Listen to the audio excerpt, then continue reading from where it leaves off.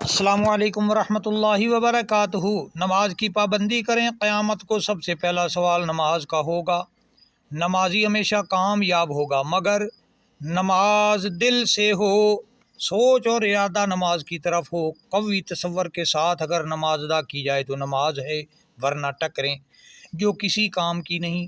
اگر مسلمان نماز کی پابندی کر لیں اور تلاوت کو اپنا شعار بنا لے تو کبھی بھی کسی بھی جگہ ناکامی نہ ہو، ہمیشہ پوری دنیا ڈرتی رہے اور غلام بن کے رہے گی، کفر ہمیشہ لرزے گا۔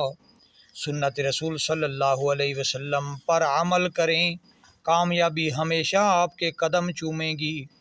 ہم نے صرف نماز اور قرآن کو پشے پست ڈال دیا، اسی لیے ہم غلام بن کے رہ گئے۔ اللہ کریم ہمیں نبی کریم صلی اللہ علیہ وسلم کی سنت پر عمل کی توفیق عطا فرمائے۔